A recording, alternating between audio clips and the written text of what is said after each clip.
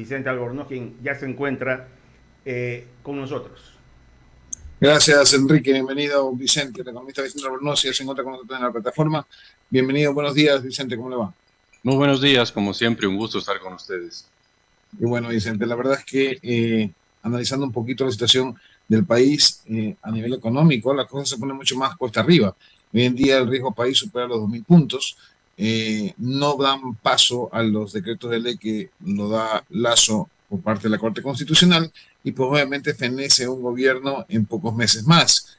Y hay un cambio de dirección o cambio de gobierno que no sabemos o hay una incertidumbre muy grande quién estará al mando del Ecuador. Cuéntenos cuáles son sus percepciones, cuál es su pronóstico con todos estos factores externos que intervienen en la economía del Ecuador. Bueno, factores internos y externos. Tenemos muchos factores producidos localmente que nos van a llevar a tener un par de malos años de crecimiento. Eso es lo que pasa cuando se genera tanta incertidumbre en una economía, cuando no hay líneas claras, cuando se tiene algo que es muy preocupante, un gobierno muy desfinanciado, un gobierno que intencionalmente se ha desfinanciado, ¿no?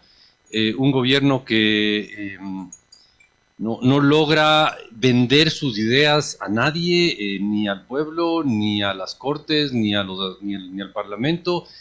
Y pasamos ahora a un gobierno que va a ser un gobierno de paso, ¿no? Un gobierno interino que va a querer hacer mucho en muy poco tiempo y con muy pocos recursos.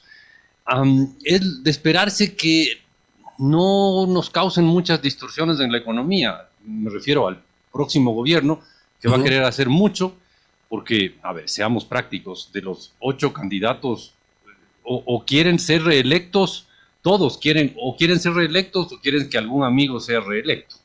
Claro. Entonces, es clarísimo que lo que van a buscar no es un gobierno de 1 año y medio, sino al final un gobierno, ya sea de ellos o de sus amigos, sumado de 5 años y medio, y van a querer hacer mucho, van a querer hacer muchos shows, muchos golpes de timón, mucho espectáculo para poder ser reelectos. No se olvide que tuvimos elecciones en el 2021, por lo tanto tenemos elecciones en el 2025 y tenemos un nuevo presidente en el 2025.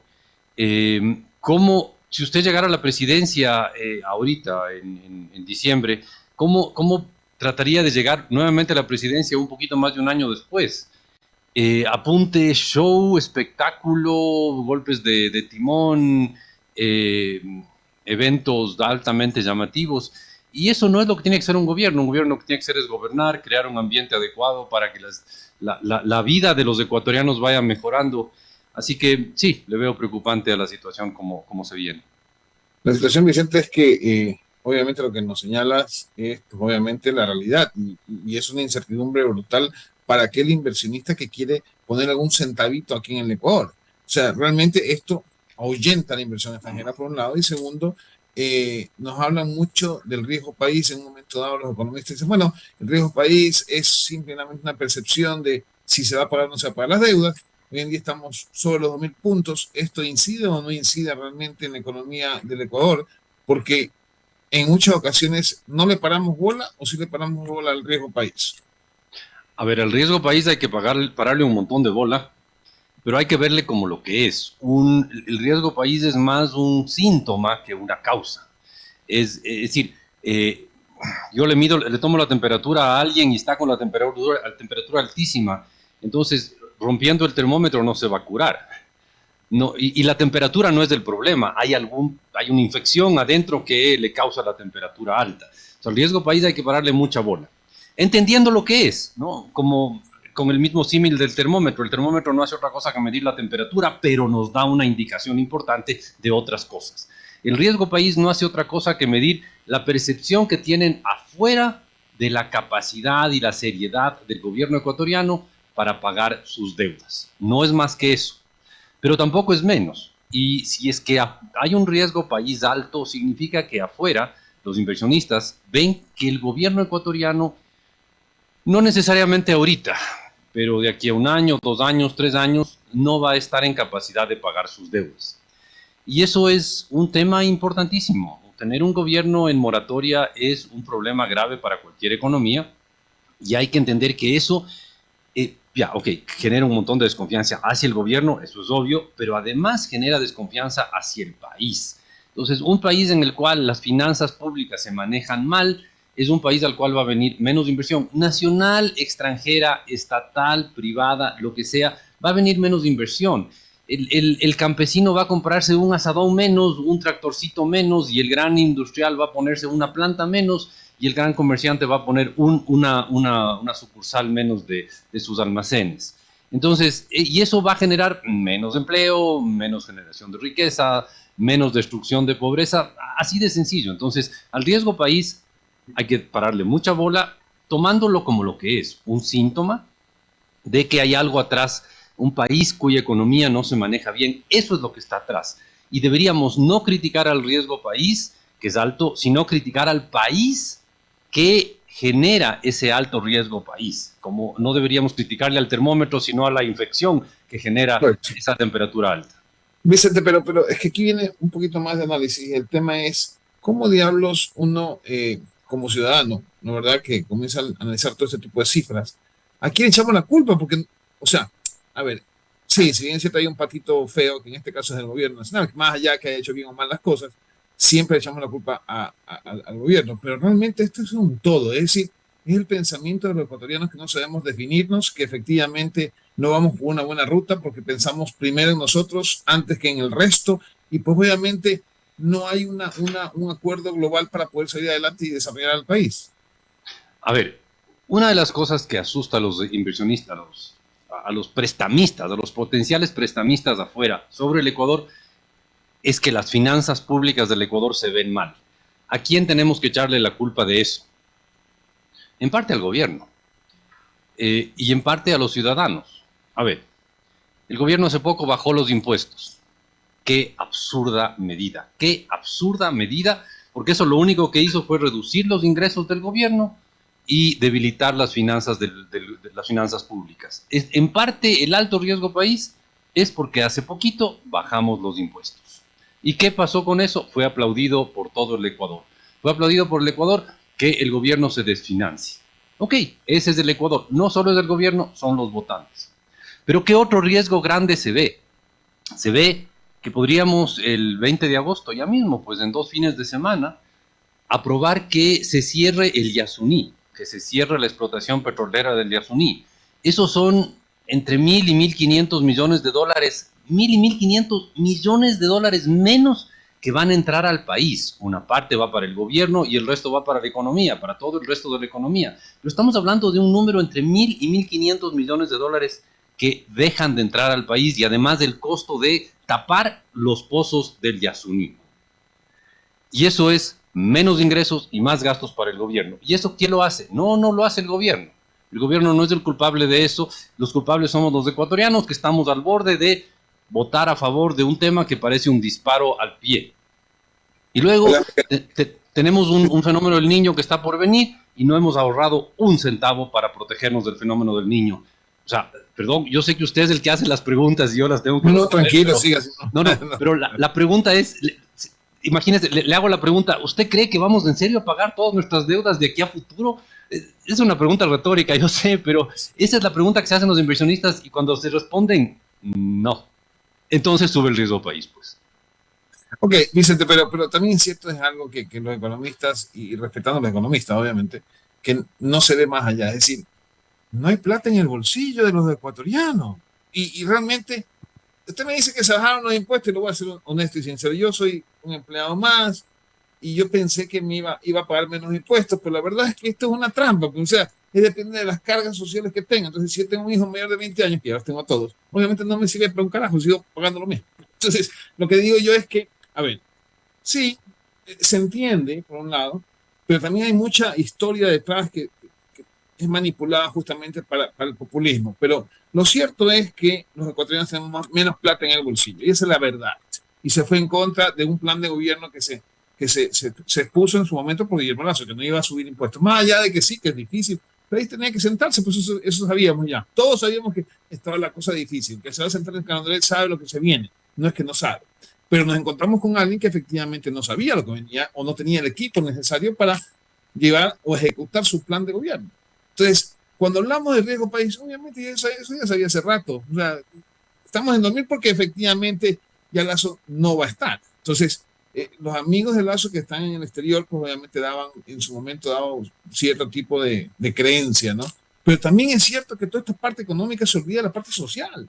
Y la parte social es que no estoy hablando de la gente que no tiene ingresos, estoy hablando de la gente que apoya a este Ecuador para desarrollarse porque nos quitan cada día más plata de nuestros bolsillos. Y pues obviamente sí nos duele, les soy honesto, sí nos duele porque no tenemos cómo, diablos, sustentar todos los gastos que siguen subiendo. Entonces, entiendo, pero tampoco hay una solución para bajar el reverendo gasto de 39.000 millones de dólares que tiene de presupuesto el Estado. O sea, no hay. A ver, el gobierno demostró ser incapaz y no pudo bajar el gasto. Sí, también ahí hay que echarle la culpa al gobierno. Pero los ecuatorianos no le hemos dejado bajar el gasto más grande e improductivo que hay. Porque de lejos, el ítem de gasto más grande y de lejos el más improductivo que tiene el gobierno es el subsidio a los combustibles. Y un país en el cual, si se topan los subsidios a los combustibles, está al borde de incendiarse, es un país que tiene un serio problema desde sus ciudadanos, que son incapaces de permitirle al gobierno que desaparezca el gasto más tonto, más improductivo y más grande que tiene, que es, en mis cálculos, 4.000 millones de dólares que se fueron a subsidiar combustible el año pasado. Esa es una cantidad demencial. Entonces, no le dejamos bajar el gasto al gobierno. ¿Quiénes? Los ciudadanos. El gobierno baja los impuestos. ¿Para qué? Para dejar un bonito legado. No le obligamos al gobierno a cerrar un campo petrolero y tenemos 10 años de un gobierno que no ahorró un centavo, sino nos endeudó, y por lo tanto no hay nada de plata para protegernos del fenómeno del Niño. Por eso decía yo, le hago la pregunta a usted: ¿usted cree que con todo eso vamos a seguir pagando nuestras deudas de aquí a 3 años? Evidentemente no. Hay un alto riesgo de que no. Y verá, el nivel de duda suyo podría traducirse exactamente en puntos básicos de riesgo país. Entonces, claro, mientras más tiempo dudó usted, es porque es más alto el riesgo país. Y esa es la tragedia del Ecuador. Y la tragedia es que no nos ponemos de acuerdo en qué tipo de país queremos. Ok, yo quiero que no me cobren impuestos, entonces tampoco puedo pedir más servicios. Yo estoy dispuesto a pagar impuestos, puedo pedir servicios. A ver, no, tampoco. Es verdad. Ya, los son paupérrimos. Ya sé, voy a dar paso a la gente en cabina. Ya, pues, Jaime, pero ya, pues, usted ya. Ya estoy pasándolo, señor. Estamos en una duda aquí en la cabina. ¿Quién es el entrevistado, Jaime o el señor Albornoz? No sabemos. No. Yo soy el entrevistado. Manera de tener verborragia, don Jaime. Siga Luisa Delgadillo, por favor. Muchas gracias, Eduardo. Qué gusto saludarlo, Vicente. Oiga, la deuda histórica que mantiene el Estado ecuatoriano con el Instituto Ecuatoriano de Seguridad Social supera los 7.000 millones de dólares. Hay gran preocupación entre los jubilados por el tema del pago de sus pensiones. ¿Qué se debe hacer para poder honrar el compromiso y impedir que el IES continúe siendo la caja chica de los gobernantes de turno? A ver, hay una propuesta muy interesante de la comisión a la que se le encargó hacer una propuesta para arreglar el IES. Y la solución que proponen ellos es una solución multifrentes, no sé si esa sea una palabra que existe en español o en algún otro idioma, pero atacar el problema desde varios frentes. A ver, hay que ir corrigiendo. A ver, no es necesario hoy día entrar en una terapia de shock con el IES. No es necesario. Al IES se lo puede arreglar si es que nos ponemos de acuerdo, y durante los próximos 15 años vamos haciendo todo el tiempo un poquito más de ajustes. ¿Qué hay que hacer? Bueno, hay que pagarle un poco más al IES. Por ejemplo, el 13º y el 14º sueldo no aportan al IES. Entonces, hay que también pagar el IES de eso. Hay que bajarle algunos gastos al IES. Hay que volver más eficiente el manejo del IES. Hay que ajustar los montos de pensiones que se pagan en función no de los mejores años en que yo pagué de mi sueldo, sino de todo el tiempo que yo viví aportando al IES. Pero nada de esos cambios tiene que hacerse en su totalidad de hoy a mañana, sino poco a poco por un largo periodo. Si es que hacemos eso, podemos salvarle al IES.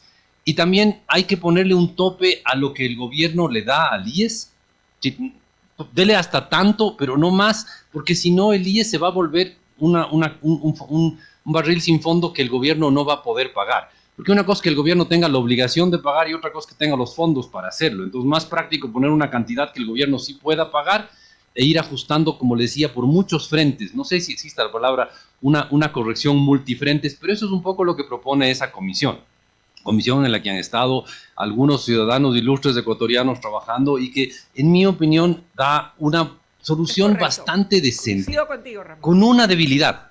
La debilidad es que implica que nos pongamos de acuerdo y trabajemos por muchos años todos los ecuatorianos en la misma dirección.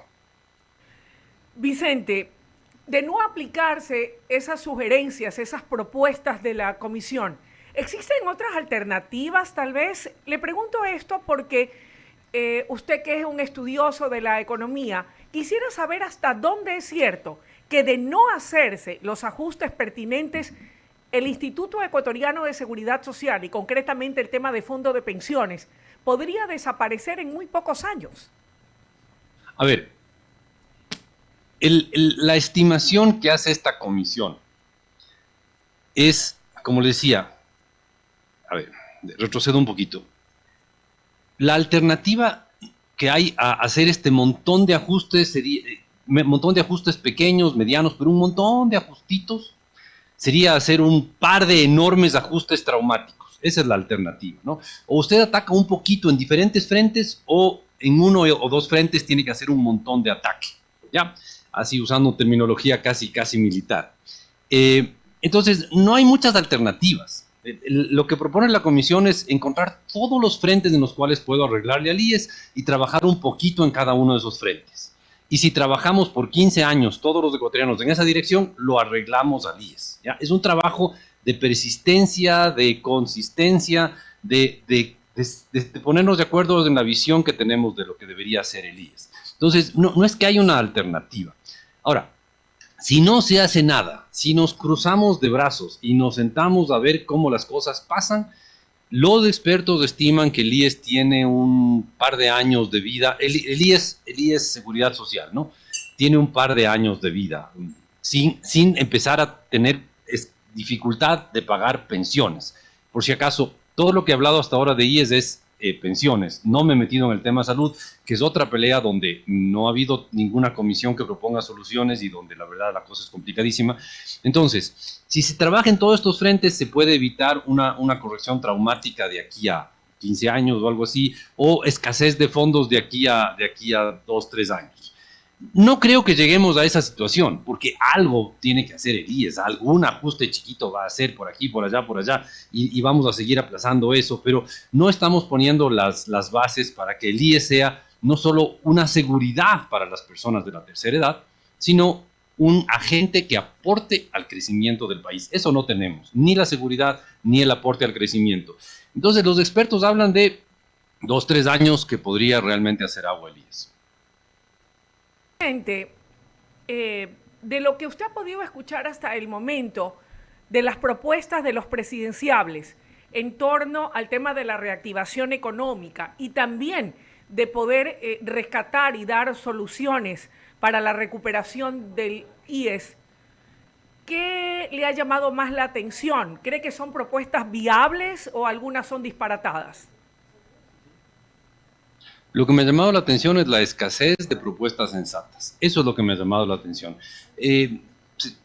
Todo aquel que proponga bajar impuestos está loco, está simple y sencillamente loco. Bajar impuestos a estas alturas es absurdo, a no ser que le sume a eso que va a bajar todos los subsidios a los combustibles y va a bajar el gasto aquí, allá y allá, y va a darles menos a las universidades públicas y a los gobiernos seccionales. Entonces, hasta ahora, propuestas fiscales sensatas, la verdad, no he oído ninguna. Y en el tema del IES, no he oído ninguna propuesta, ni sensata ni insensata. Será que tampoco he puesto mucha atención, pero en el tema IES, yo no he oído ninguna propuesta concreta. Siempre habrá el vamos a reducir la corrupción. Ok, qué chévere, pero eso dista muchísimo de ser una propuesta sensata. Hacerle su comparecencia aquí en Diálogo, que tenga un buen día. Siempre es un gusto conversar con usted. No, el gusto en serio que es para mí. Un abrazo. Gracias. Son las 9 de la mañana con 14 minutos. Esto es Diálogo de la Mañana por I99. Vamos a una breve pausa y enseguida volvemos con muchas